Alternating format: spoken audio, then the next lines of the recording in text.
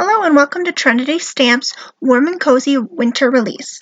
Today I will be showing you an up-close look at the Holiday Tweets stamp and die set. Add a bit of winter whimsy to your holiday card making with our adorable gnomes. Holiday Tweets is a 4x4 stamp set that includes 7 different stamps. The coordinating die set also has 7 dies to stamp out each image, including the sentiments in this stamp set. This stamp set includes a Santa decked out like a Christmas tree and 2 gnome birds.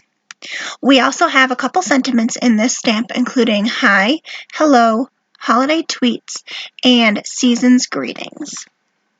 Here's an up-close look at our gnome, and isn't he just so cute?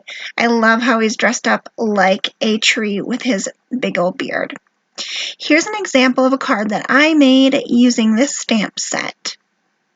I incorporated the fence slimline die in this one as well, and the birds are sitting right on there. So for this card, I used all 3 of our images and 2 of our sentiments to create this card. Next, I have a couple examples from our design team using this stamp set.